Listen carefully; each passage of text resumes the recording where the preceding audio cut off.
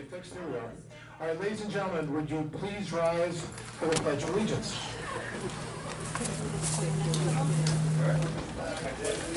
To the flag of the United States of America and to the republic for which it stands, one nation, under God, indivisible, with liberty and justice for all. Presentation of the Pledge of Allegiance. We have here for Monday Town Board meeting, August 17, 2015. Just please silence your cell phones and please notice the two exits, one to behind you and then the other one to your immediate down and to the left, as well as down and behind as well. So there are three exits for this particular room. We have approval of the minutes for July 13, 2015. We need a motion for that. I'll make a motion that we approve the minutes for July 13, 2015. Second. Wait a second. Any discussion? Call the question. Aye. Call, okay. Question, aye, okay. We have for the upcoming meetings and events, and bear with me, we have upcoming meetings, we have for today is August 17th. We have the Conservation Commission, which meets on Wednesday, the 19th, at 7:30. Please mark your date. This is the public hearing for here at the Town of Monroe Art and Civic Center. This will be for the public input, direct public input for the possibility of purchasing Eitz Chaim, to be able to get everyone's opinion. We are obviously going to not only use that meeting as an opportunity for the public to speak, but we will have other vehicles, other mechanisms to be able to gather the public's opinion about the potential purchase for that property. That is the Eitz Chaim property out over by Orange Turnpike. You have a time on that? We have it at 7:30 p.m. As well, in August, we have the ZBA meeting at 7:30 p.m.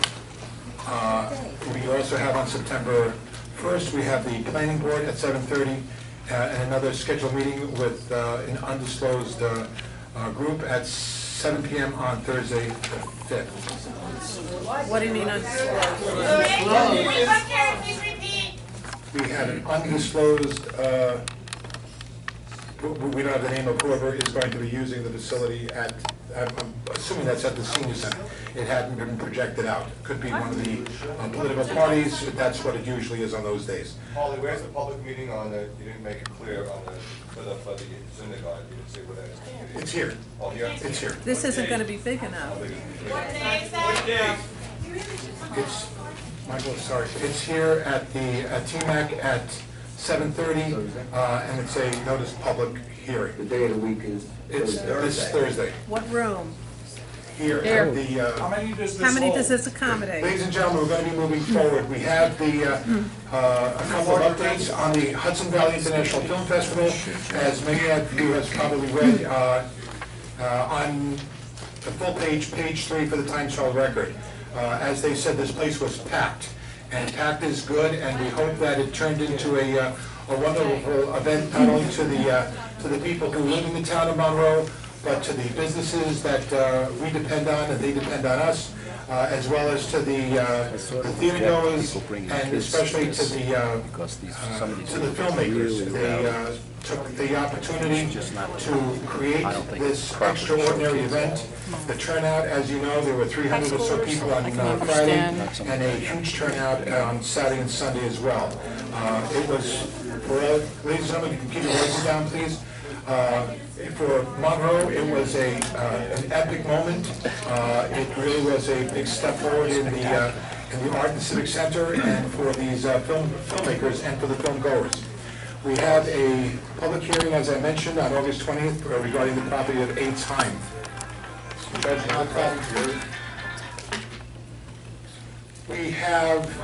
We need a motion, a resolution to pay the bills.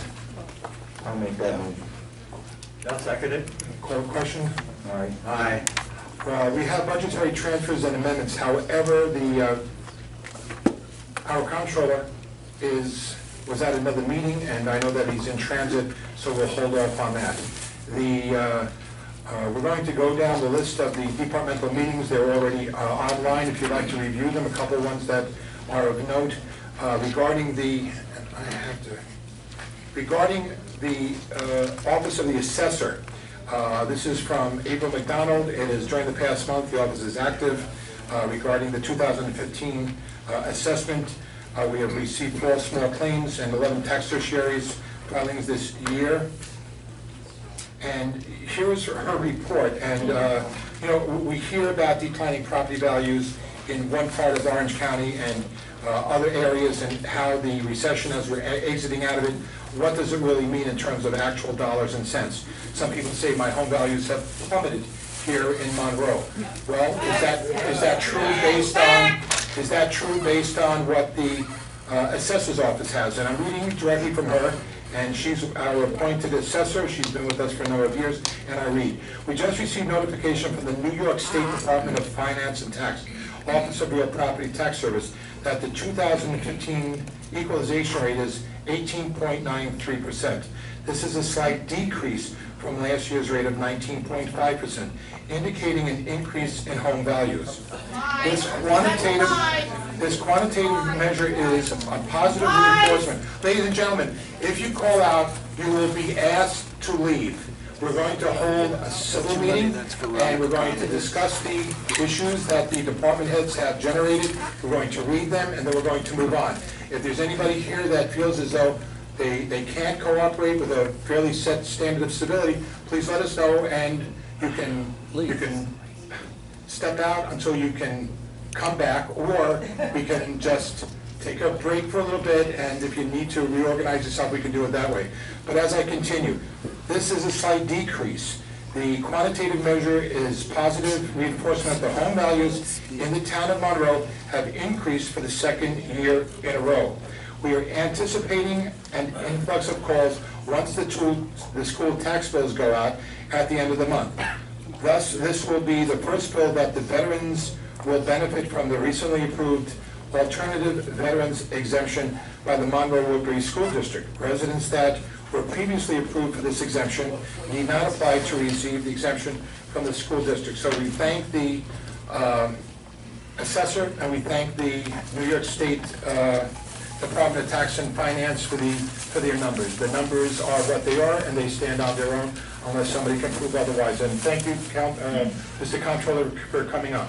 We have, we explained it, we have building and grounds. There's no report. However, we do have Judge Milligram. Judge Milligram is here. There's a couple of things that he would like to mention. Judge Milligram, please come up. Actually, you can sit by me if you want, or wherever you're comfortable. We have a report, but the report is usually complimentary in terms of the amount of traffic that the courts do. And Judge Milligram has served us honestly and openly and with full candor for almost 4 years now. Well, we've tried. You're going to have to speak up. I will try to do my best since I do this in court without a microphone. So can everybody in the back hear me, please? Yes. Thank you. One of the issues we've had in the court, and Sergeant Beyer, who works in our court system in the city of Middletown, is familiar with it, is the security issues that we have that are an ongoing and continuing concern.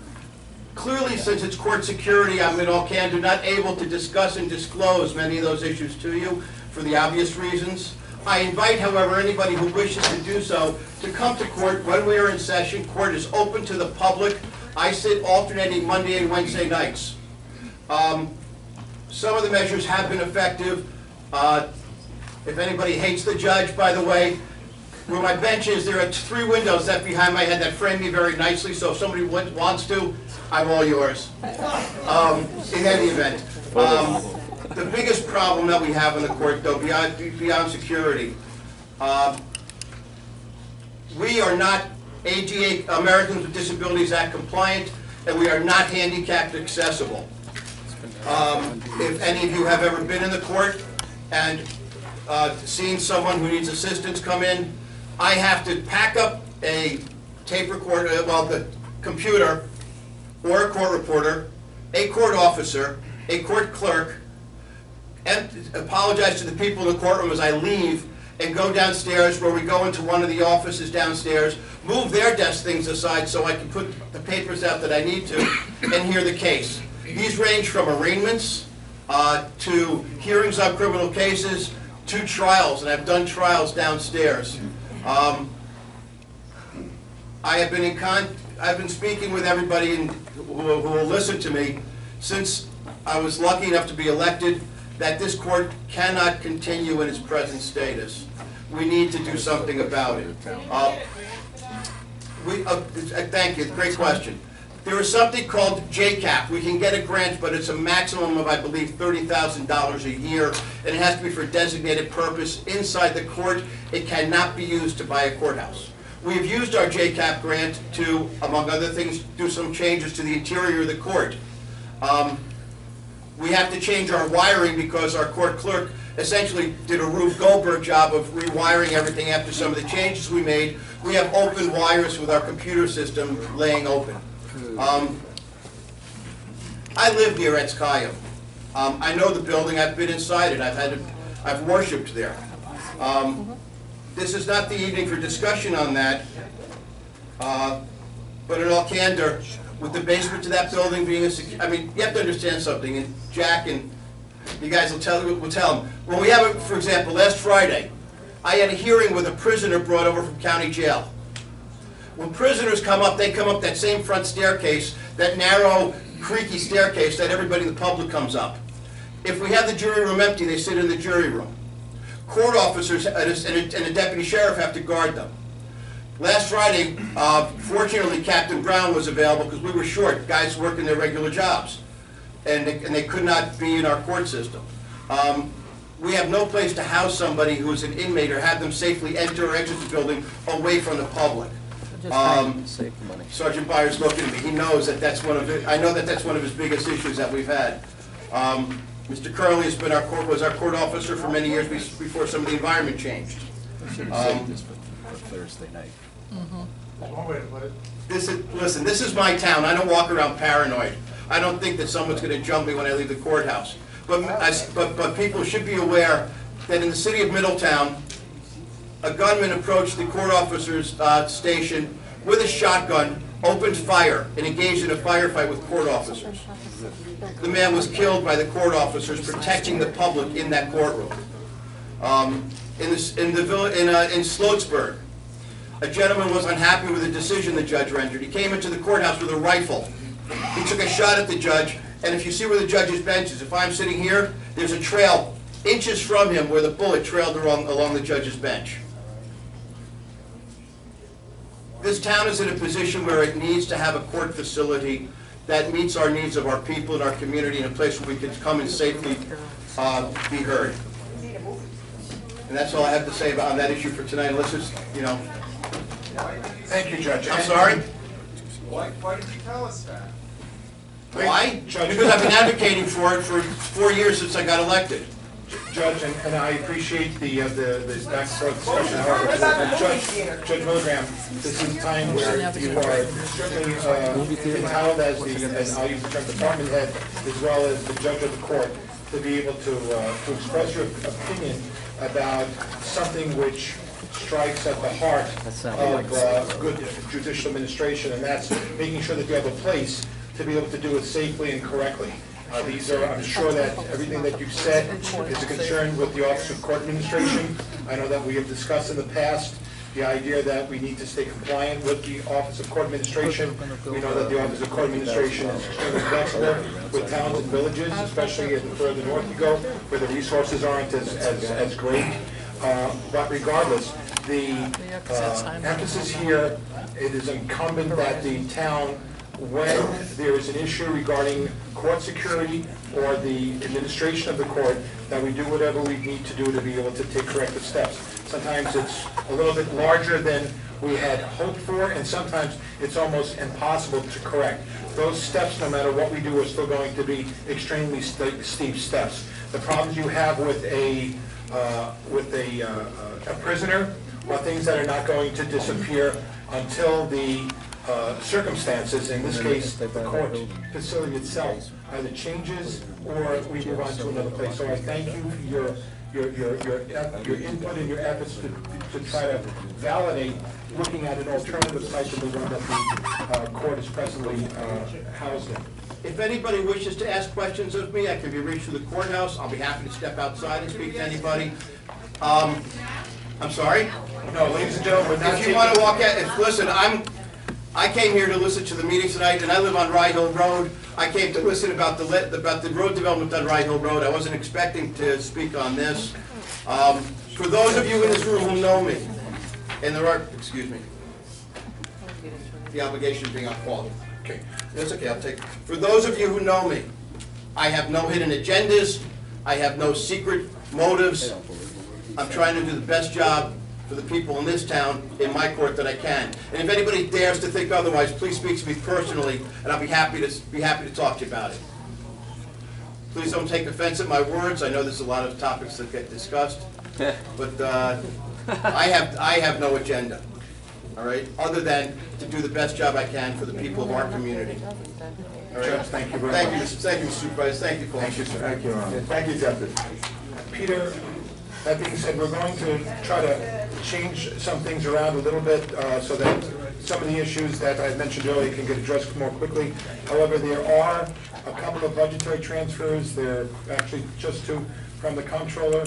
This is a transfer from $750 from SW088320-4370-00 water purchases to SW088110 4500-00 contractual. This will fund the water tank site cleanup. That's in Water District 8, Peter. That is, I'm assuming that is from the week before last. That is an occurrence. I think it happened on Friday evening. I was called. No, that was the actual site around the water tank had to be cleaned up. That was on Saturday. There was debris, and some tree limbs and things that seemed. We need a motion for that, gentlemen? Yeah, I'll make the motion that we transfer that 7,500 as described. A second for discussion? I'll second. Any discussion? Call the question. Aye. Is there any request from the comptroller for transfer of $2,000 from A000-1990-0000-00 A fund contingency to A000-1220-4110-00 employee hiring expense. This will fund the background checks and the ID cards for our employees. We need a motion for that for discussion? I'll make the motion we transfer that $2,000. We need a second? Second. Any discussion? Call the question? Aye. Okay. Peter, that's it on that, right? There's a couple of issues. One, and I think it would be, unless the board objects, it's going a little bit out of sequence. We have a gentleman, Peter, are you going to be able to put that on, or? In a minute. Okay, let me do this then. We had an issue, this was a year and a half, 2 years ago, regarding the Rye Hill corridor. This is a group of developments which has been before the planning board, in some cases for decades. There were a couple that were of a concern. One of my residents called up on Friday regarding what action the board had taken concerning some of the parcels and whether or not they had been grandfathered in or not, based on on what we thought was an updated road specs. We found out through council that the authorization to grandfather or to not grandfather these 6 developments was under the scope of authority for the highway superintendent. Mr. Andrizzi, I spoke with.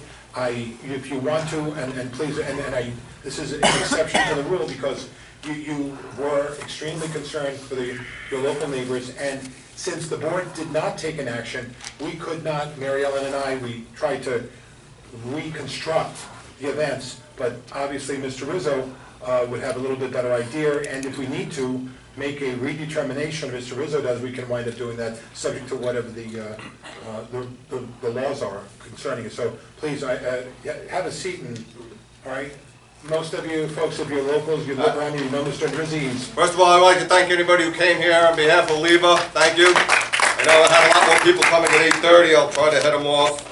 I wasn't sure what time I was going to speak. Also, don't forget to make sure you show for the public hearing for the synagogue. Do you want to do this later? Okay. Michael, do you want to do this later when they No, I show? want to get it now. Okay. I mean, listen, the Michael? main thing is that I'm speaking. Michael? All right? This came up as a result of a public hearing a couple of weeks ago. It was not on the agenda. It was strictly looking for Leva to move forward as an extension. Then he tried to change the tree code. Leva is on Rye Hill Road and Belmont. It also goes Jean and Stevens. I've been fighting him for a number of years, along with many other people that have been here. We had different association names, and basically they call it the Rye Hill Corridor. There's numerous builders. And to me, when you have a public meeting, you agree on something. So they agreed on the trees and whatnot, and all of a sudden I went to a public meeting, and last week they tried to change it from 40 to 80 feet. And I asked why, and they tried to tell me I couldn't speak. They actually tried to throw me out, which made no sense when half the board wanted to ask, Mr. Drizzy, we want you to speak. So they finally took a vote, they allowed me to speak. And at the request of the engineer, it strictly was to save the builder time and money. But how does that benefit the town? How does that benefit the people? So I put this on, that it came up, they told me to specifically go to they couldn't do anything about it. They said it was true, and that you had to take it up with the planning, with the town board. That you're looking to change the road specs, or that you did change the road specs, that you're looking to grandfather in 6 builders along the Rye Hill corridor. So my question is really, what are the new road specs? All right, let me read through all this, and then it's faster and easier this way, in case you have a 3-minute timer. Hopefully you don't. The studies were revised after 30 to 40 years. They did studies. And apparently it was that important where they said, gee, we haven't revised the highway specs in as long as 40 years. So somebody felt it that important to make changes. Study it and make changes. Not only make changes, but to put it into law. So if you spent the time and money after 30 or 40 years and say this is important that we do this, great, there was a purpose for it, there was a reason for it. My question is, I'm not questioning that. If you put it into law, then why would you even consider grandfather clausing it in? Whoever. So the concerns that I assume, which I had spoken to people privately over here, were such safety, or durability, or maintenance, or drainage, or examples like school buses and emergency vehicle use. So what is the purpose of bringing up new specs, or bringing codes and laws up to specs, if the old ones are okay? If you're basically going to grandfather clause everybody in, then why make these changes? That's why I'm here tonight. I tried bringing it up to the planning board, I'm bringing it up tonight. And why change the law then? What benefit does the town, this is big for, instead of me just ranting, because that's not what I'm trying to do, what benefit does the town have to lower the code to benefit the builder and save them money? What do you guys get out of it? And my point is, why change it? Why are we bending over backwards? The only one who's benefiting it is the builder. Why? All right? Then the next question is, to me, it's more expenses for Anthony over here and you guys on department and maintenance, more expenses in time, snow removal, for example.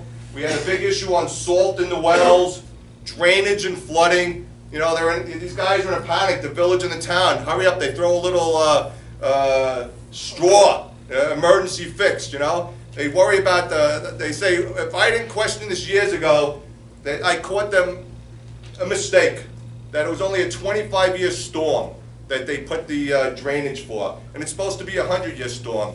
And then I'm a hypochondriac or something, right? But what happened? Hurricane Sandy, right? What's happening? The weather's changing. What happened the last 2 years? Severe winters. He himself just said, we're worried about salt this year. So I'm not paranoid. This is fact. This is going on. So why make changes for the builder? Where's the benefit for the town? Where's the benefit for the citizens? And we elect these people so that they protect us, right? They're supposed to protect existing homes. Allegedly. So, Mr. Andrews, I'm going to interrupt. But I'm almost done. I'm going to interrupt, Mr. Andrewsi. You called me on Friday, Right. and I responded. I did. I want to thank you when I'm done. That's exactly what we're doing. We're looking to hear what you have to say. That's it, I'm almost done. It was a And I want to concern. thank you that you addressed me, and I want to thank you that the public, that the public. Because when Mr. Edsel put the laws, the new road specs together, the decisions were made based on our town engineer's understanding of what the new codes were versus the old codes. However, again, this is something which the highway superintendent it's under his I'm almost scope done. of authority. So I just wanted I'm almost to done. clarify that one point. All right, and we're not talking about somebody that's already built, and then you decide you're gonna screw the guy and say, oh, you know what? We gave you a permit for a pool, now you have to change it. We're not looking for something like that. We're talking about, these things are not even built yet. So why would you change the rules for something that's not even built yet? So my concern is, again, drainage and flooding, icing. Everybody go down Roy Hill Road on the right inside, you're praying and you're holding on with two hands. It's been that way for as long as I'm living here, since the middle 90s. And I'm not saying that Tony should be doing something about it, but somebody should be doing something about it. How are you supposed to, that's what should be fixed, all right? Erosion. So my thing is, what is the rush to take over Lever's Road? He's pushing, this came up at the public meeting 2 weeks in a row, where he's pushing for you guys, specifically the town, to take over the specs or take over the author, I don't know the correct term, help me out here. He wants the town to take it over so the town starts to pay for the plowing. And I question, well, the manhole covers are sticking up like this, and the storage is sticking up like this, and he says he'll throw a little blacktop around. Now, I've done repairs on my driveway. What happens when you put that patch stuff down? What happens the first time the plow goes over? That's it. And who's stuck paying the bill? We are. It's them, but ultimately we are, because just raise the taxes, easy. Raise the taxes, raise the taxes. You know, you're bleeding us dry. Mr. Andrewsi. So, I don't think that you are an appropriate part of the town, correct? that's correct. Bleeding us dry. What was your tax increase last year, Mr. Andrewsi? It's a figure of speech, but you're gonna spend $1 million on a movie theater and $4.5 million on a synagogue. It's so easy to say, let's spend money, let's spend money, let's spend money. Excuse me. Can I just stick with this? Excuse me. Enough of the theatrics. Please get to your point. So, if Lever's Road is not up to specs, why would be this push to try to get it approved? The engineer himself said at the planning board meeting last Tuesday that it's to save the builder time and money. This will cause the town time and money to finish the road the right way and maintain it, which should be done at the builder's expense, not ours. That's why building bonds are in place and codes are in place to ensure codes are met and safe roads are provided. And why would somebody grandfather them in? And then here's the discrepancy when we discussed, it was voted on, it wasn't voted on, it was approved, it wasn't approved, and that's where we're at right now. We're at, it was voted on, it was approved, it was grandfathered, it wasn't grandfathered. I got both answers, both every which way, and that's what we're here now. The last I was told, it was voted on, we didn't want it, town board didn't want it, and it came up. I did not say that to you. We're talking amongst different people. I'm just clarifying. Well, that's why I'm looking for clarification. And at one point, it was that Tony at one point might have, or Anthony at one point might have approved it. He told me just now that he didn't approve it. So that's what I'm looking for clarification, and I think the town is looking for clarification. Right. But that's why we invited you here, so that we could get that part of clarification. Mr. Andrewsi,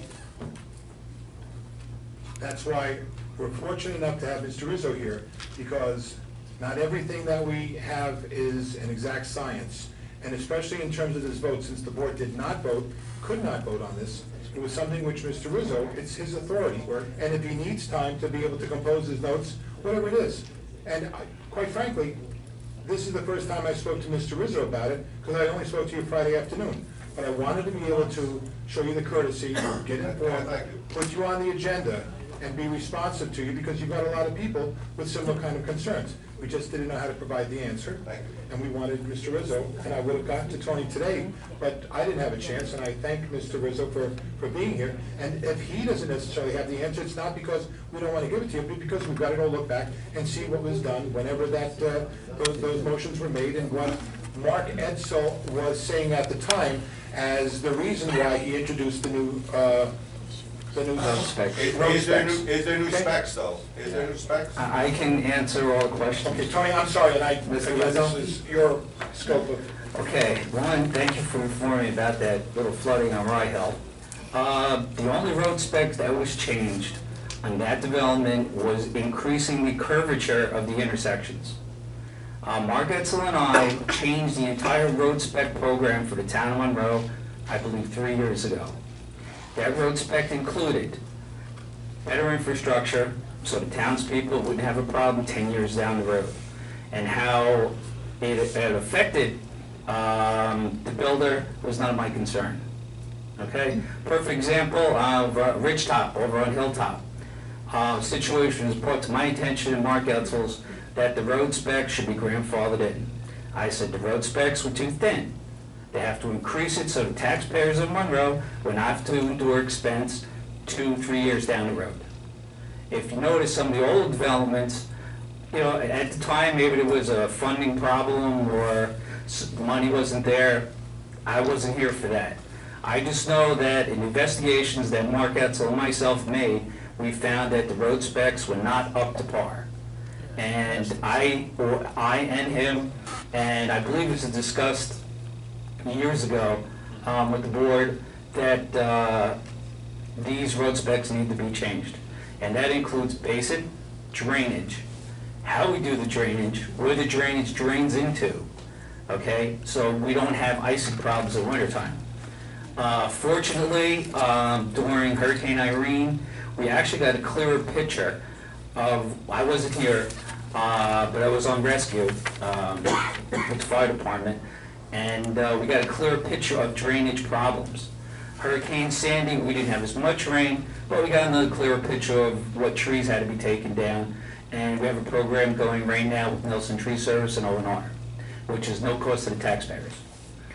And like I said, the main reason was roads are getting taken up by water, and that can't happen.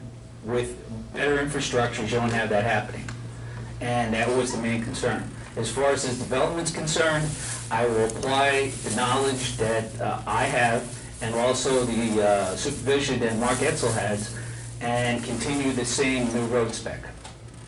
Okay, it's not going to be the old one. The only thing that was changed was the intersection curvatures and angle. That's it. If it was changed without my authorization or Mark's, we'll investigate that and we'll have an answer. But I don't think they were. And like I said, we're here, I'm here to protect the town residents, you know, from future expense. And that's my job. I've been doing it for the past 4 years, and hopefully I'll continue to do it. But, you know, it's a concern. We have a lot of roads that need attention. If you notice, driving up Orchard Road by Quick Check, instead of oil and chipping, there was decision made and funding given to me to blacktop it and, protect the infrastructure. And that's the type of roads I like to put in. Unfortunately, it cost a lot of money. How we got that money was the state program that we have called CHIPS. We rolled over for a few years in highway, and we had additional monies from the road spec program in the town, and we're putting blacktop down. Okay, and all primary roads. The reason for that is that, again, you don't have to do oil and chip every 2 years, which costs money. You'll have to do it maybe down the road 10, 15 years, as long as the roads are maintained correctly. And drainage, of course, was done before the roads were put down. Again, to save taxpayers down the road from taking it apart and putting it back together. All of that is an expense.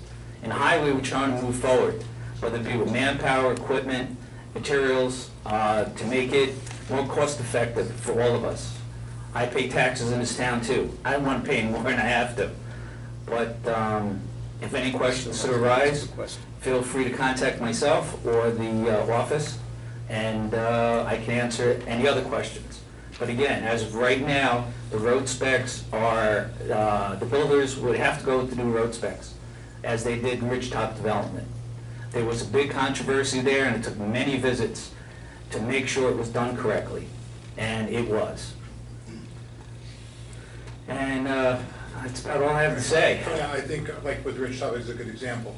Ridgetop, the gentleman, Mr. Fisher. Mr. Fisher has since passed on, but he did an outstanding job making sure that the crown was a 6-inch crown versus a 4-inch crown. He wanted to make sure that it had the highest level of apex that could possibly afford the correct type of drainage. I know that you were instrumental in making sure that we did that. That was something which, even though it may have been part of what the return of Mr. Macon's bond, which is still intact on the part of the town after 5 years. That being said, that's a good example of a new road spec being used for a much more aggressive kind of a crown to make it thicker where it counts, so that the drainage is better. And I thank you. Well, yeah. Because at the end of the day, that's a good road, and the road that you folks laid down on Orchard is really a good road. I was on it today, and it's an outstanding job. Plus, on the water lines also.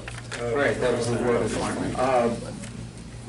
This gentleman took time out of his, away from his family in the evening, come down to bring to our attention the fact that there's still it sounds like some very strong issues with this road, or else the man wouldn't be here. It's all along Ryle, not just Lever, because guys keep saying Lever, it's not just Lever, it's that whole Ryle. Right, well, that's what I wanted. And again, answering your question, the only portion of the road that Town of Monroe Superintendent is involved with is the town line, above the town line. Anything before that would be the village. And the village does agree with what my specs are, and they're using those specs. So are they gonna be updating his road, so we don't have this drainage issue that he's having, I guess? Well, right now, no, that's Rye Hill, that's another issue. That's the old drainage. So what are we doing to help him out? Until it reaches the Town of Monroe line, okay, that's when all the road specs, the new road specs come into play, new water, sewer, all of that. I don't control water, but the water department we do have, I will work together with, and, just for future situations, and for ease of maintenance, in case the road doesn't have to be picked up. The icing is right in front of that Alex Farm, Yep. right down to the line. Not a problem. We'll find out what's going on with the drainage, thank you, and we'll send trucks, hopefully a jet truck up there before the end of the week and clean it out. Maybe it's just clogged. And Mike, not to prolong this discussion, but you raised a couple of interesting points that were not part of this discussion. Number one is when a new law is instituted or voted on and approved and submitted to the Secretary of State, very rarely is there a grandfather clause included. The law is the law. The superintendent has interpreted that properly. The only time you would expect to see anything that would be grandfathered is when there is an existing structure, for example, and we change the zoning in an area to say R 6.0 now requires a 50-foot frontage instead of 150 foot. That's when you put in the grandfather clause, because you can't negatively impact the owner of a building that's already in place. That's just a small example.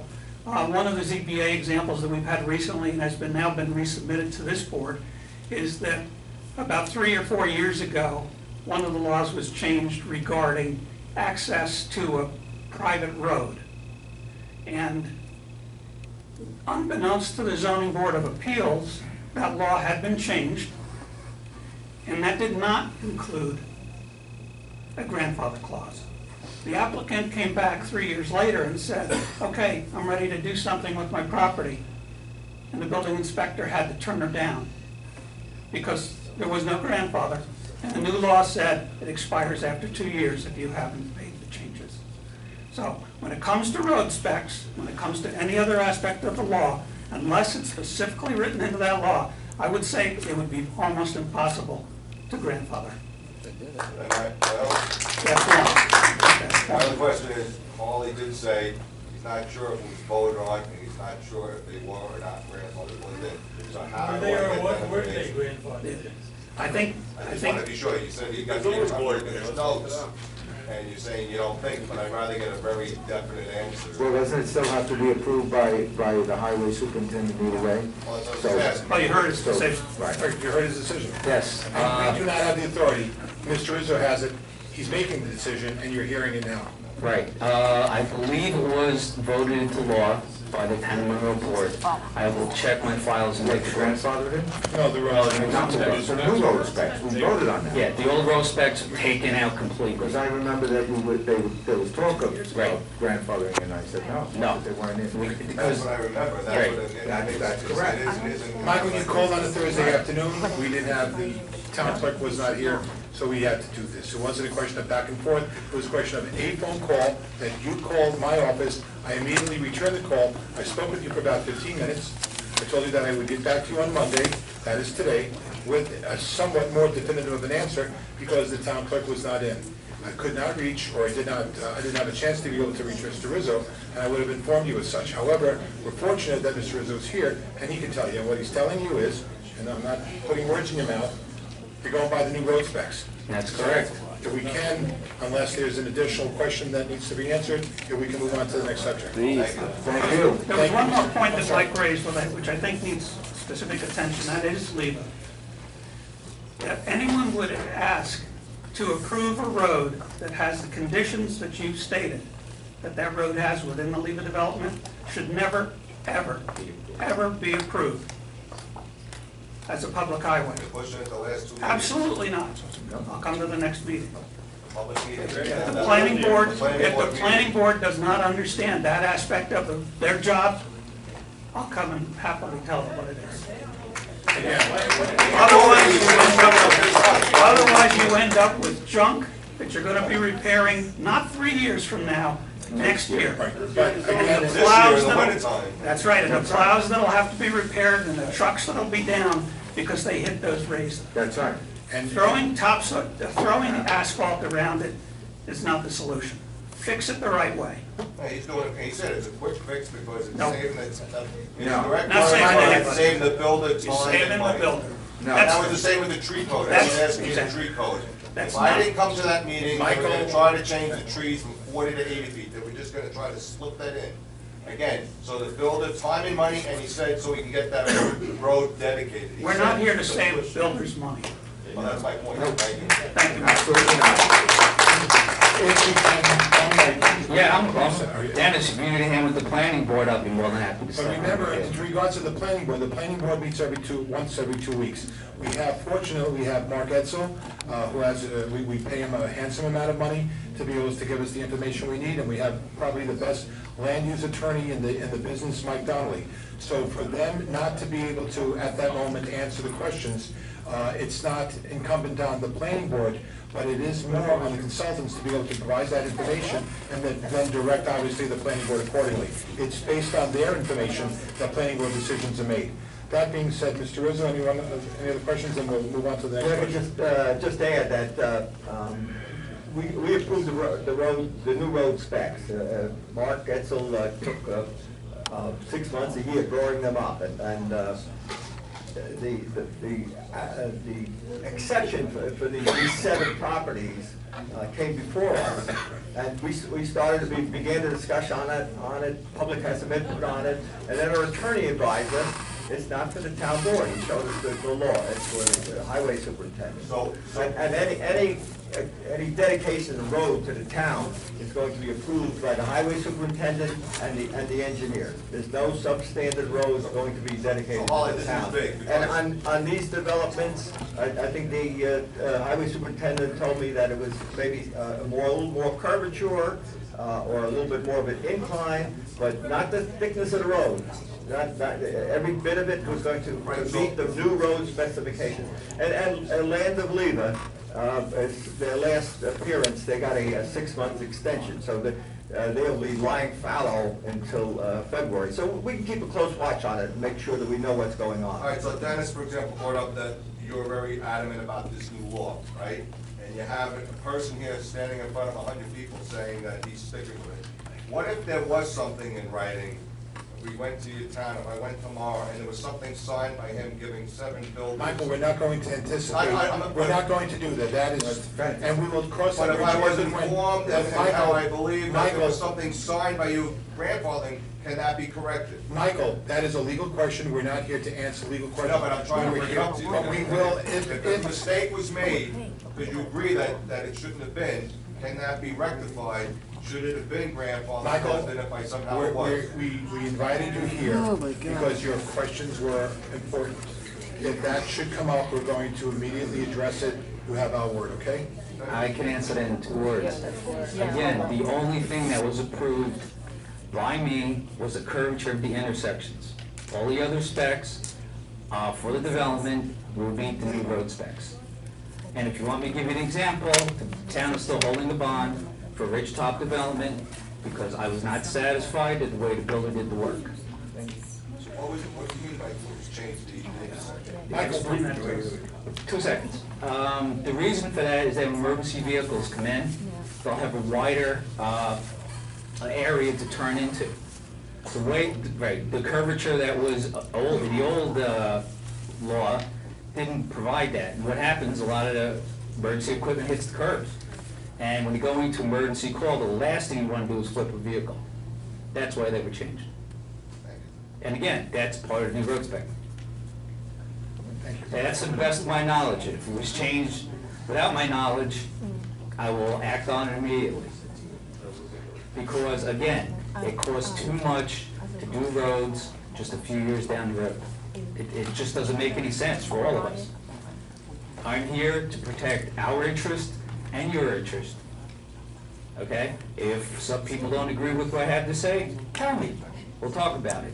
But until right now, our interest as the public, to me, is most important. And that's what I go by. Whether it be salting, whether it be plowing, manpower to fix drainage, whatever it takes. Because that's the reason why we have a budget.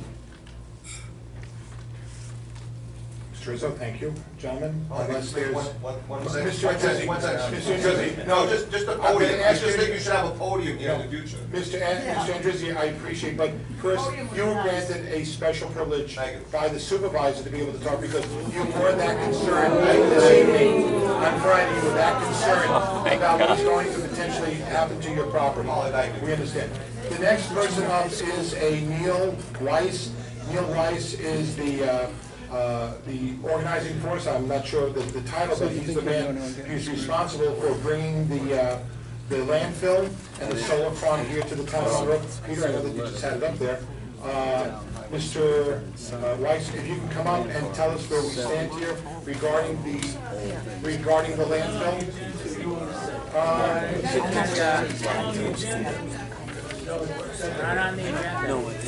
Ladies and gentlemen, Mr. Weiss and OnForce is well-known, well-respected in the energy area of solar farm. These are the folks that will be doing the solar farm out by the landfill. Mr. Weiss, if you can keep it down to 5 minutes, we'd appreciate it. I heard some people say it wasn't on the agenda. That was because that the speed at which that this is moving is actually moving faster than we anticipated, which is a benefit for the town. But what I wanted to do is... Keep your voices down, please. What I wanted to do is I wanted to give the board an update on where we're standing, on what the latest of the status of the project is. I have 2 slides for you. This first slide that I have is the actual larger overview of the entire piece of property that we were given. The actual area that we're actually using is the entire, and we're encompassing the whole of the landfill, which is right over here. We're not using any area that is not landfill. This is actually going to be presented to the DEC, and one of the reasons why I want to come tonight is because we have a meeting next week with the DEC for their final approval. Peter, if you can go to the next slide. And I'll show you a little bit more specific about what's gonna happen. Okay. This is a little bit more close-up view of the landfill and of the project. Now, there are three aspects that we had to actually file with the DEC. First one is that the landfill is able to support the ballasts that are actually sitting on top of the landfill. And we have experience on this from the Clarkstown landfill, which we completed. And just to let you know that DEC approval took over a year. From the time that we had signature from the board here to now is less than 2 months, and we're now meeting with the DEC next week. Now, there are three aspects that I'd like to raise with you. One is that there are a number of trees that DEC has asked us to top off, and we needed to get approval from them that's why one of the reasons, the main reason why we're meeting with them, which will actually enhance the production of the system. But the other thing that is which is a requirement from the DEC and from the insurance company, is that along Lakes Road, we need to actually make sure that the fence along there is actually complete and intact. And currently, and I understand this because almost all municipalities do this, along the fence line, there is an awful lot of weeds, there's poison ivy, there's a lot of material there that is, that basically is almost taking apart the metal fence basically, and taking out the joints and the roots of it. So what we're going to need to do is we're going to need to actually remove all of the weeds, leave the trees there, and actually replant low-lying shrubs. We're going to be replacing the entire fencing around there. At the same time that we're replacing the fencing, we're actually installing monitor system, cameras that work both in the day and in the evening, and work on motion, and it will be actually going to the police department so that any movement along that area will be highlighted. The second concern was that we do know that there is a compost, there's a compost area towards the south area of the landfill. We needed to ensure that the road area is actually sufficient, that no heavy trucks during the 3 or 4 weekends that it gets used in the spring and in the autumn time, that is going to be able to not have any problems with the solar. And we've been working with the company, Sterling Environmental, who actually was the original environmental company that capped the landfill, and they did an exceptional job. One of the reasons that it was exceptional is because most landfills actually have the methane pipes coming out all over. This landfill was actually done so that all the methane pipes are actually off to the side. And I understand that Peter Martin was one of the driving forces of that when they originally closed that off. Then the third thing, which is just as important, which is also really we're looking towards the future for you on this, is basically the production of the entire landfill is actually going to be offsetting all of your electric costs that the town causes and that has the rates for. And I think if you actually get involved with the Orange County Cities Municipalities Organization, their number one top issue has been the rate increases from Orange and Rockland.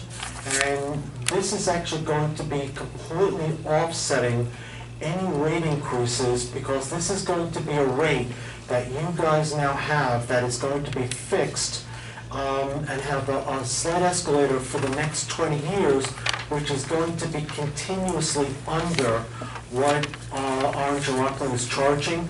And I'll give you a straight example. The current rate that you're paying, it's going to take the landfill or the solar project, it's going to take up to 12 years for you to get to the rate that you're currently paying now. So that rate will always be increasing from Orange and Rockland, and this rate is always going to be actually going up, but actually at a higher escalator. And finally, basically, the last point is that this is actually moving quite ahead very quickly. The only thing that I'm asking the town board for is that once we actually meet with the DEC, we're going to just need the permit to actually to work on this. And once we have the permit from the town and the permit from the DEC, which we're not anticipating any issues, is basically we should actually be starting construction on this by the first week or by the second week of September, and we are anticipating that this can actually be completed with the IBEW firm that we're looking for right now.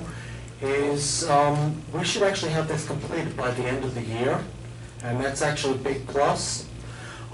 Sorry, one last thing that I wanted to raise. The trees and the bushes and everything that needs to come down along Lakes Road, one of the areas that we actually were very concerned with, that we submitted to the DEC, is that instead of the firm, and we have yet to select that because we've actually have 4 different companies that we're looking at for the best price and the best value, sometimes they would need to actually use and go along the road here, so that would cause a little bit of a traffic jam. What we've done is we've actually submitted to the DEC for approval for them to actually bring in limited truck access along the inside of the perimeter. So there's actually going to be no traffic problems along Lakes Road over there. So we're looking at all aspects for the community and for the most bang for your buck on this. So I just wanted to bring you up to date, and that's really it. Any questions? Board members? Yes, I do. Looking at your plan, was studies made on drainage issues in the landfill? Yeah, that was actually already included with the Sterling environmental issue. That was actually the first issue that we actually looked at. We had 3 days of actually looking at all the drainage.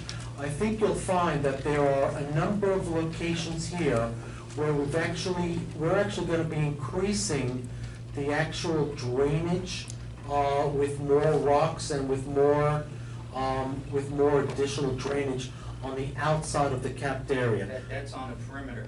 That was on the perimeter.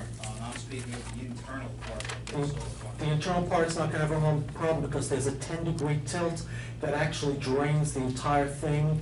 There's really no issues with drainage there, or else Sterling Environmental wouldn't have gone ahead with the submission that we have with the DEC, because from the middle of the landfill off to the sides, there is a 10 to 12 degree tilt off of that, which actually drains it quite easily. I have to disagree with you there.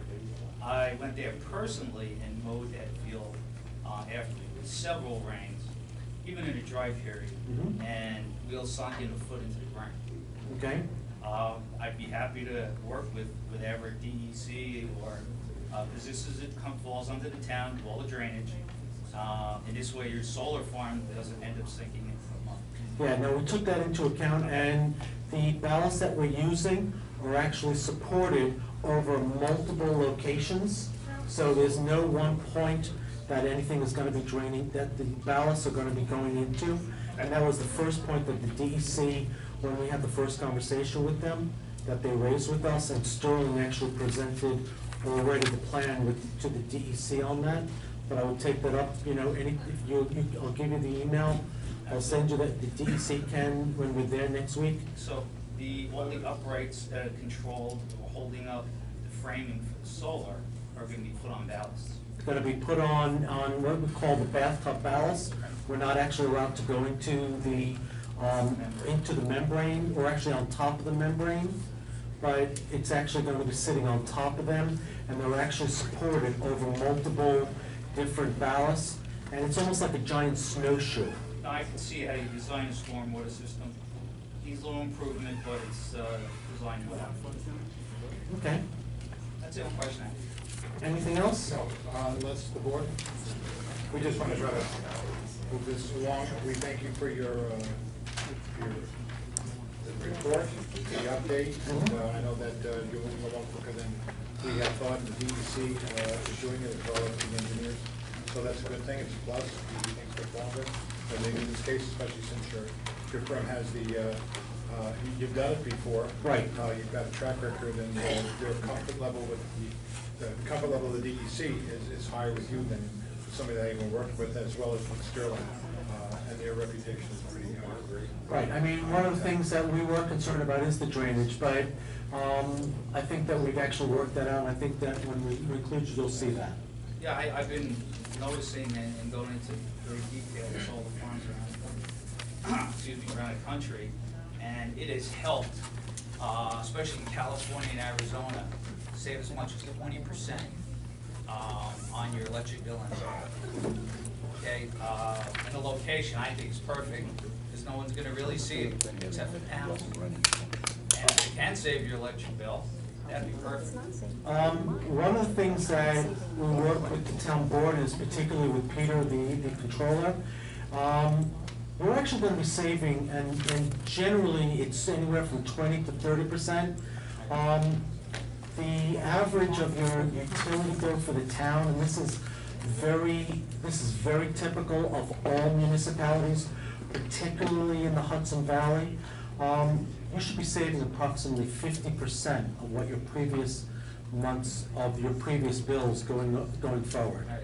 And for example, your average rate that you have, and this is taking into account into the street lights and the building lights, the average is approximately 24 to 26 cents per kilowatt hour, and that's higher than normal what somebody has in their home.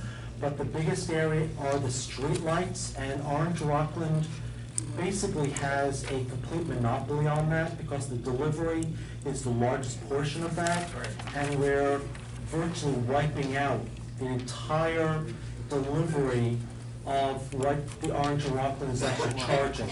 So what we're actually charging the town is actually savings of over 50%. So you're going to see savings on the town budget of anywhere from $35,000 to $40,000 over each year, and it's only going to get larger. Yeah, because if you notice on houses all over town, people putting solar in. Right. So Why not have a community farm so we can really save some money? right, and there's other projects that we are talking to the town about, but that's going to be down the road, and that's going to save directly to something else. If it meets with the highway superintendent's approval, we would greatly appreciate that you could be there with us at each and every step. So we welcome your input as always. Neil, are you done? Thank you. Okay. Thanks, Neil, thanks for coming.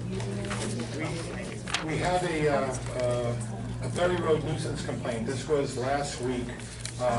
For years, one of our former councilmen is here, Mr. Rogers. He probably knows it better than anyone else.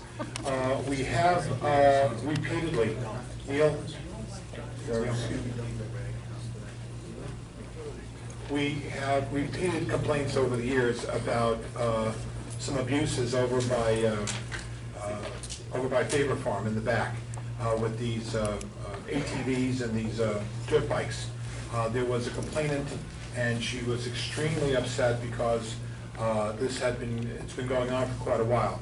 Part of our problem is the enforcement. The state troopers, we understand that it is next to impossible for them to be able to deal with these issues, especially when there are many more things much more important at any given time of day. However, they are obviously a nuisance, and it's a problem that persists. I wanted to bring it to the board's attention. One of the things that we have as a problem is that we have no way of getting out there. We have no ATV vehicle. We have nothing that allows us. We also have no enforcement, and anything, even things like a camera is something which we're going to have to fund. I just wanted you to be aware of it because we need to somehow address those issues and find some type of a way of responding to it, at least in terms of documenting who the offenders would be. They're young kids, and from what the complainant has said, it's not that they mean any harm. It's just that they doing some harm to the area. It's something which is, especially during the dry time of the year, when we risk a fire. It's something which can set forth any moment that we need a little bit of assistance on this one in the form of either a vehicle that'll get us back there, an ATV.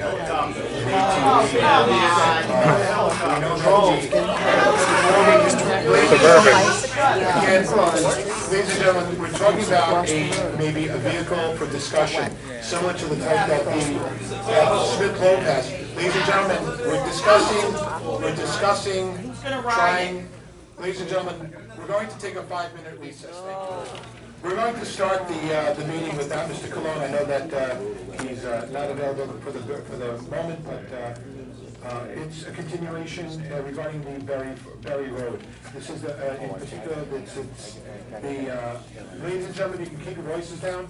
In particular, it's a complaint that we wanted to, I wanted to bring before the board. The young lady was extremely concerned because this time it had gone to another level of discomfort.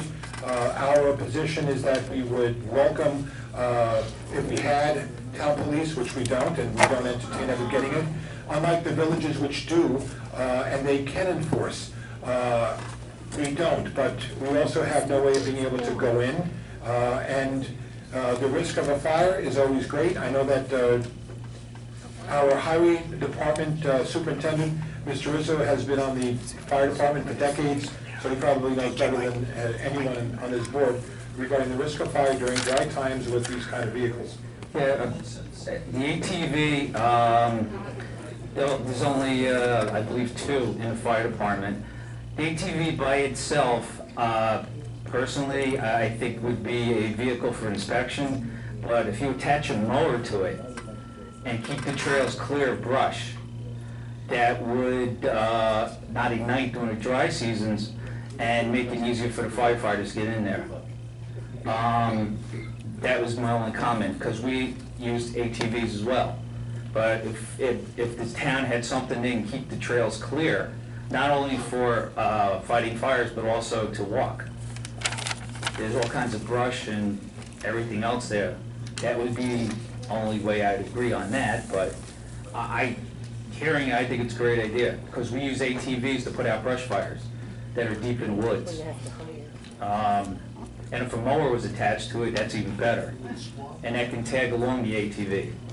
I know that the Smith Loeb Park has these cubatas or something like that. They're designed for that kind of use. But again, it's only in the context that to bring to the board the complaint, to try to do an evaluation as to what we can do with the means that we have, and whether or not we can solicit law enforcement to be there, which, as we know, is a very, very difficult task, because the state troopers are busy with not more important things to do, but they have their priority list.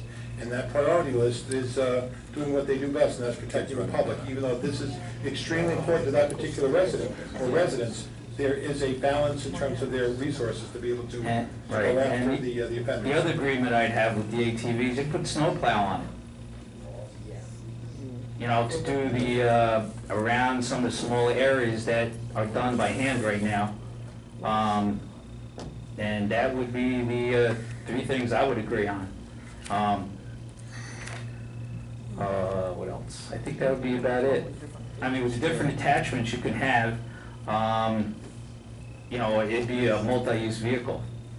You know, instead of just one just riding around, they could use it, especially for the Boy Scouts and Girl Scouts, when you have to do minimal mowing. We do most of the big mowing, but there are edges that need a little mower. So, you know, that's how I would agree with it. I have a question. Maybe we should look at it from another perspective. In that these kids are looking for a place to use their ATVs. Maybe we should look and see if we can find a place for them to use their ATVs.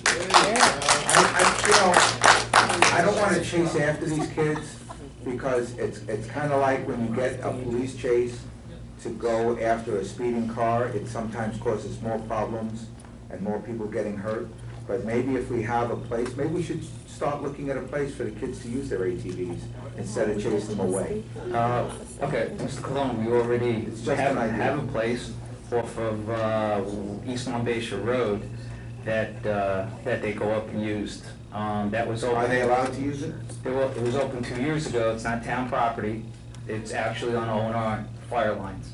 Maybe we should look into this and see if we can use it in conjunction with O&R. Uh, I would rather have a place where they can use it, and the kids If you feel that like. they have, a certain place where they can go, and we don't have to worry about them going through Monbassia and hitting somebody, or them getting hurt and we Right. can't get to them.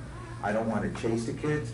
I think especially during the summer months, kids need things to do, because if everything is against the law, if everything is going to be a problem, then what other alternatives do they turn to? And that's something that makes me shudder. That's when the kids get into drugs and other problems. Right. I don't want that. I want our kids to have the fun, and their parents bought them these vehicles to use. Let's try and find them a place. If you like, we can send an email to O&R and see if they're in agreement with this. Yeah, let's get on, and maybe we can enhance it somehow with the town and work with O&R. Great idea. I'll look into it. They have the next item is from the previous week, and I thank Councilman McWaters for pointing out some of the inconsistencies, as well as council for redoing the leaf mulching and composting resolution. I know that this is something which Mr. Brower had been particularly pushing for quite a while, and we have it in a resolution form. I just wanted the board to take a look at it. It is a carbon copy of what Mr. Brower had submitted, minus the parts in the law, I think it was Scarsdale, that council had cleaned up. If this meets with your approval, if somebody would like to make a motion for it or to hold it over, it's the on-site mulching and composting composting leaves in the town of Monroe.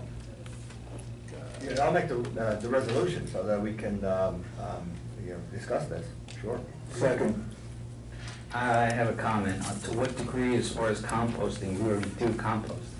No, this is for, in terms of encouraging the use of composting as a Oh, okay. private, not in terms of, not at all in terms of the landfill. Oh, okay. Because as of right now, and I No. believe the town had passed it, we have mulch and topsoil that the residents... No, it's not, it's just for, No, I'm saying the town residents, if you need topsoil or mulch, please contact our department. It's really good stuff. Cheap, nothing, free. You can't beat free. Next thing is well, it's a resolution if we want to make a, if you want to read it, we can hold it over, or we can make the motion on it. No, why don't you read it? And Okay. then, there's no reason why we can't pass it. Is it less than 20 pages? It's not even a full page, and it's double-spaced. Whereas in accordance with the town of Monroe's annual fall leaf collection program, leaves from residential properties are placed in piles at the curb line and collected by highway department crews. Said program budget for fiscal year 2015-16 at $22,920 without benefits, and often due to wind, rain, or improper placement, those leaves pile up and in the street, narrowing vehicular traffic lanes, resulting in traffic safety concerns. And whereas these leaves are also prone to blocking stormwater access to catch basins, resulting in localized street flooding. And whereas a recent alternative development amongst some municipalities is the practice and encouragement of on-site leaf mulching, which involves shredding leaves where there are lawn and utilizing the shredded leaves as a winter mulch and/or a compost for the lawns. And whereas the town board has discussed whether leaf mulching is an alternative practice that the town board should support and encourage, and whereas the town board concluded that the on-site leaf mulching on public and private properties throughout the town will result in environmental and economic benefits, including reduction in town leaf collection and disposal costs, enhanced safety and stormwater drainage, and improved quality of health town landscapes. Now, therefore, it be resolved that the town of Monroe endorses and encourages all town property owners and residents within the town of Monroe to help reduce the cost of leaf collection and disposal by the town, and make optimal use of this rich organic resource by mulching and/or composting leaves on their own property. And be it further resolved that the town encourages all local landscapers working within the town of Monroe to implement leaf mulching techniques on their clients' properties. And be it further resolved that the town the town of Monroe shall promote on-site leaf mulching through a public education campaign utilizing the town website, newsletters, brochures, and handouts, and workshops, and so implement the leaf mulching techniques at town properties. Aye. Gentlemen, call the question. Aye. Aye, okay. Ward, wherever you are, we're going to be... He's on vacation. Okay, well, that's, he earned it, and please let him know that we did this. Next thing up is the tree coat, so that's the ward's next conquest. That being said, we have, we're moving into the Round Lake treatment. Bear with me, let me just get to the page. This is a request for the aldehyde treatment for 5 acres at $1,850. This would be the final treatment for Round Lake. This is by Allied Biological. If anyone has seen the condition of the lake this year, it's extremely good, but there are parts which need, in the opinion of Allied Biological, and at the request of some of the homeowners there, would encourage an additional and final treatment. If any of you know the our ponds directly across, it is problematic. One of the reasons is the shallowness, the other reason is because of the lack of water and runoff, which helps to promote that type of bloom. Even though there is a machine out there that does it, part of the machine is that though it does a cosmetic job for the time being, it also helps promote the proliferation of some of the aquatic plant life. This is a request for $1,850 for the final treatment for Round Lake, and I need a motion for that for discussion. I'll make that motion. Yeah, I'll second it. Any discussion? No, it's what we've been doing, and, you know, it's working. Let's go full speed ahead. Call the question. Aye. We have a request from Glenn Gedalia, a Barton and Low Judas DPC, to assist at no cost to the town in preparing a Orange County Hazard Mitigation Planning Grant. Barton and Low Judas are the company, the engineers that we used in evaluating the feasibility study for the solar farm. We have we've dealt with them before, and this is a Orange County Hazard Mitigation Planning Grant, which is out there from the Orange County Planning and Emergency Services Center, and it's compliant with what the county executive has requested for us to consider, and since there's no risk for the funding or for the application, I see no reason not to move forward with it. But we need a motion for that. I'll make a motion. Second. Any discussion? Yeah, no cost to the town, and it's for grants, and this is what we want to do, so yes. Right, and this is from the county executive. The primary purpose of the hazard mitigation planning project is to identify at-risk parcels, possible actions, and tools for implementation over the long term that will result in a reduction in the risk and potential for future losses as a result of natural hazards. It's something which is consistent with county policy, and it gives us the opportunity to be able to update where we are regarding this. That being said, if there's no other discussion, maybe call the question. Aye. All right, thank you. This is a request from the, Tony, you're gonna have to help me out on this one, Peter. This is a request for, and I see no problem with this, the documentation seems to be intact. This is a request for FEMA funds to be released by FEMA job for a highway project. The winning bidder is $21,200. The Superintendent Rizzo has asked for us to extend that to $23,000 in case there's any overrun. Mr. Rizzo, help me. Yeah, that's correct. And we might be able to shave off some money off that by utilizing highway to cart the material away. That was for the Highview Sewer District, Water District. Right. Sorry again, Drainage District. I see that there are 3 estimates, Yes. 3 bids. One is from Cassell, one from CB Trucking, and the other one from 5 Star. We have the low bidder here is based on if prevailing wage applies, $21,200. Right, the reason why it has to get done hasn't been touched in many, many years. And what happens every time it storms, it clogs up all the waterways leading from the top of Carroll Drive, and it creates a large mess. And That's the reason why we opened up the lower pond to absorb all this water and not flood out the property owners at the base. Gentlemen, if there's no further discussion, maybe call the question. Aye. Aye. Okay. We have one final issue here, and that is regarding the Orange County Snow Ice Agreement. This is the annual agreement. We had suspended it for a couple of years. Is Mr. Robbins here? It is something which we had questioned whether or not we were making money. We have that and the Curious Joel Highway contract. Both of them are up for renewal. In the case of the Curious Joel Highway contract, it has expired. We are reviewing to see whether or not we're going to continue it, at what cost it'll burden the town, or at what benefit. So I would like us, if it meets with the board's approval, to view both of these contracts in their entirety.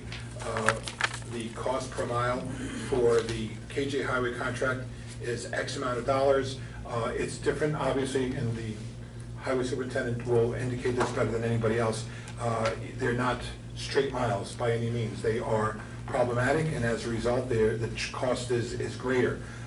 There's just more time and effort on the KJ Highway contract that we need to be able to, I think, review and make sure that if we go forward with it, and that's not to say that we are, that we make sure that we are not in the red on an average year. And this might be for year to year or multi-year, but whatever it is, I think it needs review, as well as this request, which calls for a total of 5.77 miles at the average cost of $4,750 per mile. Again, these are numbers that both the highway superintendent and the comptroller, and I'm going to signal Mr. Councilman McWaters out on this one. I would appreciate if the three of you could get together and do what you do best, and that's make the numbers fair and accurate. Yeah, the cost per mile is on average situations. Last winter we had above average situations. Right. So the cost has to be evaluated. Right. So if we can hold this over unless there's a compelling argument to move this forward, I would appreciate it, so that it can be viewed in the context of both the KJ Highway contract as well as this, the one for the, we have time on this. So. Right, the only benefit that the residents have seen is that the Cedar Cliff Road and Harriman Heights Road were virtually clear all winter. And for emergency vehicles, I think it's great. And for the safety of the public. Okay. That being said, the issue of, Daniel, you had a note. You had asked me to, I should be able to remember this very well. We received from the Tim Miller Associates, that's the planner for Curious Joel, the FEIS, that's the Final Environmental Impact Statement. We received that mid-morning, and we passed that on to the town board, as well as to the media.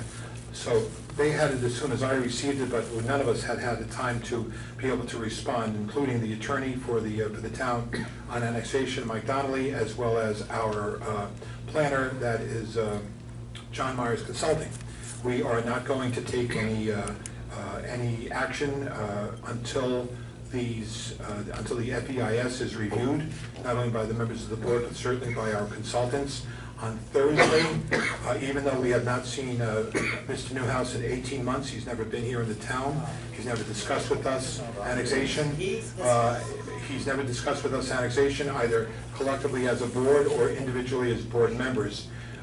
We are looking forward to perhaps finally seeing him after a hiatus of a year and a half, not here in the town of Monroe, to be able to go through these parcels, to go through these acreage, and to be able to look and review with the county executive. But we're going to be over to Matthew Street, over to see not Mr. Newhouse, but we've been granted the opportunity to see the commissioner of planning, Mr. Church, and we appreciate that he has dedicated some time on Thursday morning. I know that Dennis had just sent an email that Thursday afternoon is more convenient for him, so I will try to contact Mr. Church on tomorrow morning to see if Thursday afternoon is a time that works for him as well. All right, Dennis? Okay, so that being said, there will be no action taken on the board until not only we, but the public is informed as to what the contents, what the recommendations are by council and by the planner. And that being said, we need to move on to a possible motion to adjourn to executive for the purposes of discussing, and bear with me on this.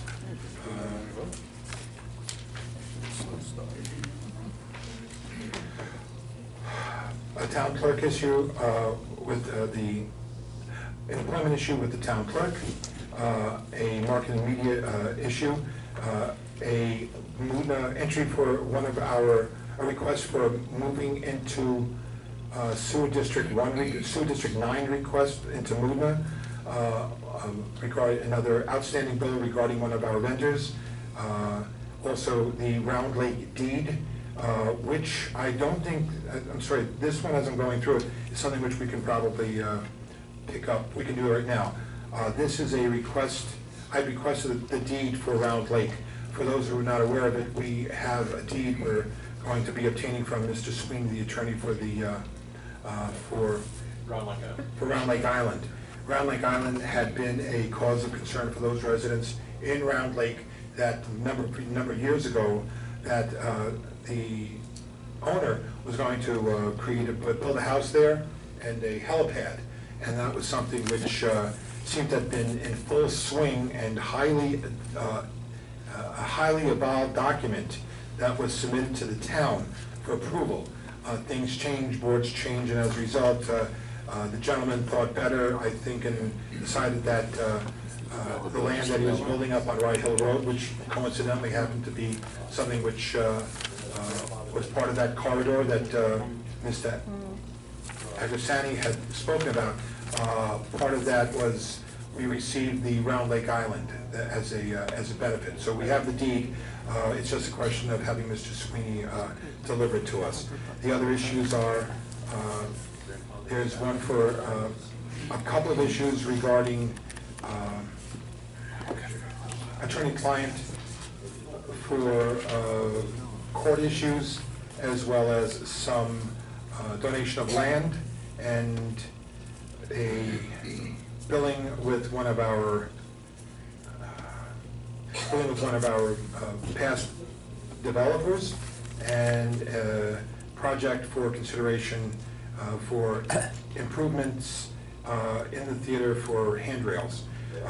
The other issue that I wanted to bring up to the board, and it has to do with the relationship between the Monroe Woodbury School District and the Kiryas Joel School District, and some issues which were brought to my attention by the media concerning the statement by the Monroe Woodbury that it could not enter into any kind of an agreement for redrawing the lines.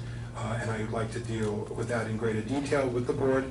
We can come out, we can discuss that, but we need some guidance with that from the attorney who had spoken with the attorneys, I believe, regarding this.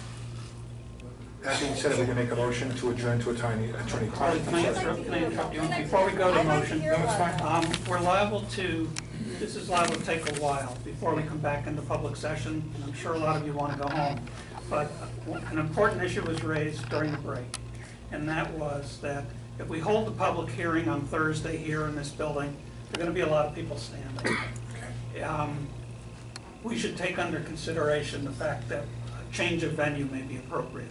Maybe to go back to the senior center where we can accommodate more people, or maybe even a school auditorium.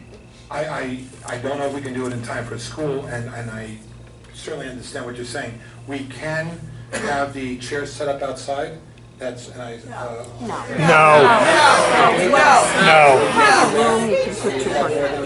No, I'm not watching the video. Excuse me, I'm speaking. And we just say, this is a particularly important issue. It has to deal with Eitz Chaim. okay?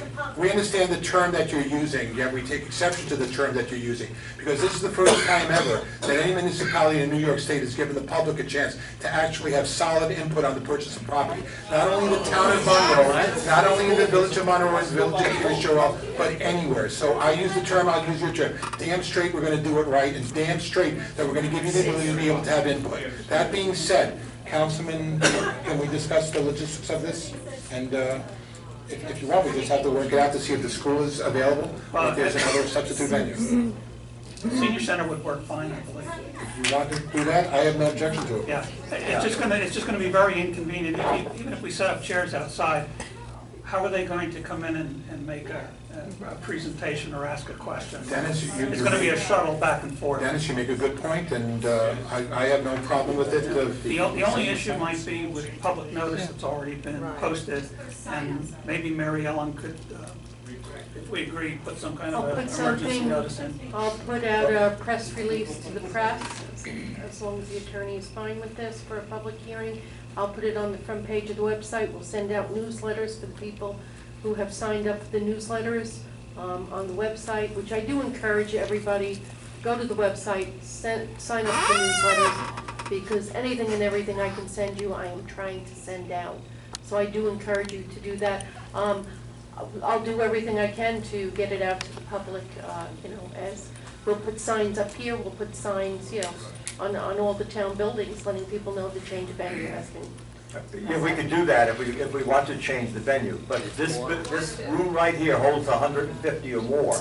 And we can have screens set up so that people around. No way. You sit outside. How many people? And Rick, please. I didn't finish speaking. Just because they're interrupting me doesn't mean that they, I have to. I didn't know, I thought you were finished. Well, okay. I was waiting for a little bit of calm. That's Okay. all. I'm saying is that we can have a screen outside that could be, in addition to 150 people in here, we could get another 200 or 300 outside. And if we're having speakers, we can have speakers. We can have people inside speak first, and then people can come in, 2 or 3 at a time and speak. We can handle it all very well in this building. He just said that only gives us up to 180 people, so there's 30 more spots there? And then anybody waiting there is going to be waiting outside, and who knows what the weather's going to be like. So this venue here is a much better way to handle it. Ladies and gentlemen, please keep your voices down. Councilman Cologne? No, my only question was how many more people is the senior? About 30. Why don't we use Central Valley where the county has... It's not, folks, it's easy enough to say the school, but if it's gotta be the 20. Ladies and gentlemen, let me do this, okay? I'm going to, and with the board's permission, I'm going to ask Eitz Chaim if we can hold the meeting there.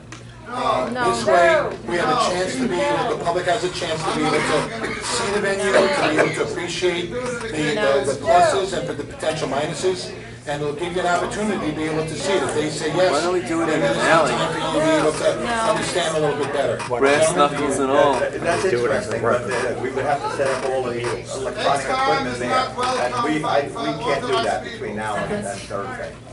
Oh, there you go. You can't have it there because some Senior people will center not be should welcome. work just fine. It has in the past. Ladies and gentlemen, please keep your voices down. We're holding a public meeting. Mr. Doles, what is the big push to have Ma'am, here? young lady, we What are is the trying big push to have answer, here? we're trying to decide. You're trying to have it Please, here.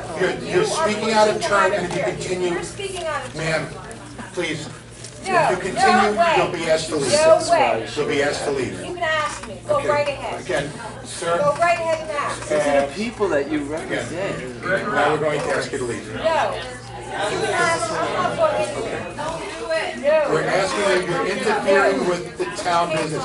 We're asking you kindly to leave at this point. Ma'am, you're interfering, we're asking you to stop. Hey, you're gonna have her removed on stairs. How safe is I make this? a motion that we adjourn to executive session.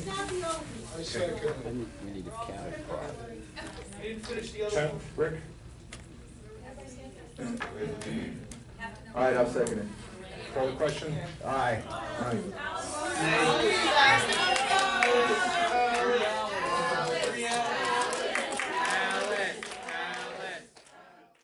Thank you, ladies and gentlemen. Can I call and I'll make sure it gets scheduled that we're in the school building? Ladies and gentlemen, we will take that up into consideration, but thank you very much. I'll make that motion. All walking wounded, come back. I'll second I'll make the motion that we re-adjourn. I mean, Return is 11:19. yes. PM by Marcin, second. TV on the 4 ayes. Okay. So the first motion is the third deputy town clerk, Third deputy and count. that's, who makes that motion? I'll make the motion. The motion is to change part-time status to full-time status clerk. Alexandria Travado, at $17 an hour. The current salary is $17 an hour. That doesn't change. Okay, effective August 18th, tomorrow. Okay. All right, and I'll second that motion. Any discussion? Call the question. Aye. Next one.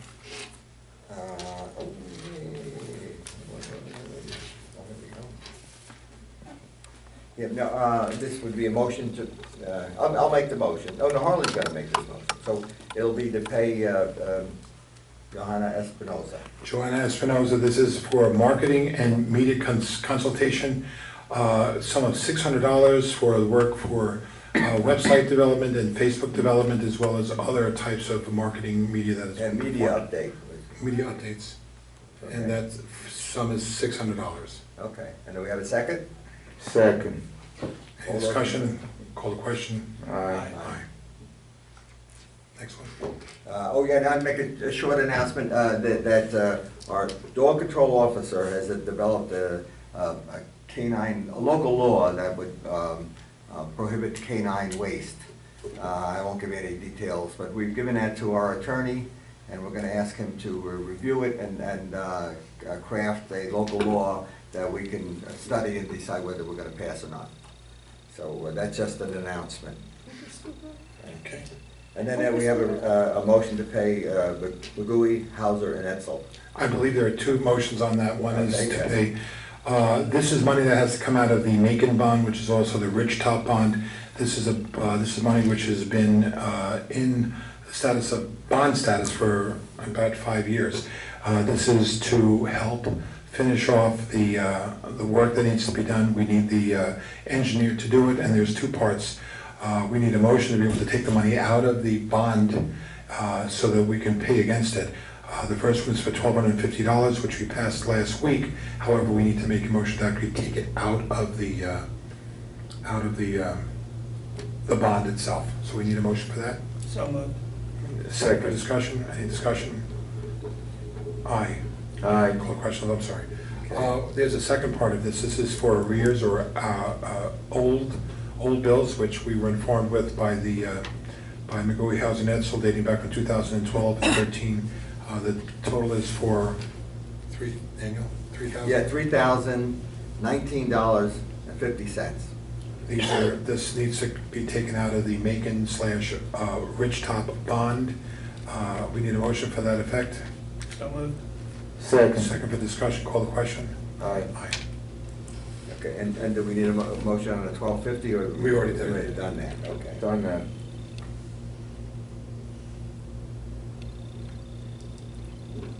That it? Yeah, that's it. That's it. I think the only thing that we have left, and that's, I believe that we came to a good understanding, unfortunately, sometimes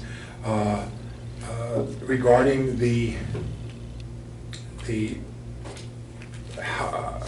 having the Thursday night's public hearing because of difference of opinions, or trying to find the best way to accommodate the most amount of people in a short period of time. Especially for this, we've decided, the board has, I believe, come to an agreement, and if not unanimously, that it would be here on the third floor. We were doing the seating. There's more seats which are available here on the third floor than there would be in the other venues which are owned by the town. That's not true. So, How many we're going to have that rather than here or in the, or either neither here nor in the Senior Center, thank you. In the Senior Center, we'll be having it outside. We can accommodate more than the 180 seats there, as well as 148 seats here. How? So You're it on seems as though- 148. so What it are you seems gonna though do it's about the best- parking? Excuse So me. that we have that Have as you counted the them? option. They're right here. That How being about said, parking? we have the, and since I guess we parking, can double park. one of us mentioned about parking, if anyone wants to look at the plan for the certificate of occupancy for this building, the certificate of occupancy spells out that there are approximately 700, according to what the Village of Monroe had issued as their part of their certificate of occupancy. There are 700 parking spots in the immediate vicinity. Well, they weren't That is there something- tonight. That is something which the Village of Monroe, gentlemen, so you should know that the Village of Monroe required a traffic study done, and that was a decision that, And they built a parking lot since then. okay. Where's the CO? That being said, For this we have, I think, is that it for the evening? Yeah. Well, however, what I will do, and tomorrow morning, I will, with the board's permission again, I will call the superintendent Rodriguez, and I think it's something which we may want to entertain. We haven't discussed this, I'm doing this for the first time. We may want to talk to see, do we want to be able to provide a different venue for any upcoming decisions which might precipitate a large turnout. I urge the supervisor to get hold of the school district, see if that's possible. One final thing, and that had been a concern when I mentioned it, in the mid-March response from the Monroe Woodbury attorney, there was a discussion that any kind of redrawing of the district lines between Curious Joel and Monroe Woodbury were in fact illegal. That had been a concern because we had never heard of this before. When it was mentioned to me, I was talking to one of the members of the press, they pointed it out, we didn't know how to respond, and we've been looking at the research. At the end of the day, under New York State Education Law, Section 1507, which is the guiding section of the law regarding this redrawing, it is in fact clear that it's not only the law which allows for the redrawing, but it is also standard practice when there is an issue that the two districts are capable of it, and they do it on a, it happens repeatedly in New York State, and this is the section of the law which provides for that. It was a concern because if we look at the growth outside of Curious Joel in the areas that are in question, and regardless, that population is going to continue to expand. It's not unlike the kind of population patterns which you see in areas like in Rockland County, and we want to be able to make sure that that kind of replication doesn't occur here. That is something which we are powerless to try to prevent. However, the school boards, both of them, can come to a understanding that in the future interests of the children and the future interests of this community, that they may find it to be in the best interest of everybody to sit down and find out exactly whether or not they have the ability, and they agree that they can redraw lines when needed, regardless of the issue of annexation, but just based on the normal kind of population curves that we see being affected as we speak. So I just wanted to inform the board. I had spoken to council, and we did our research, and this is what we came up with. If the school district would like to argue it, I'm all for it. I'll do it in an open forum with them and let the attorneys cite the reasons why there's a difference. But I think it'll be upheld by the New York State Department of Education, and therefore it'll be a non-starter. So that being said, gentlemen, thank you very much. Ladies and gentlemen who are here at almost midnight, thank you very much for your time. We need a motion to adjourn. I'll make that motion. Second. Call the question. Aye. Ladies and gentlemen, thank you very much.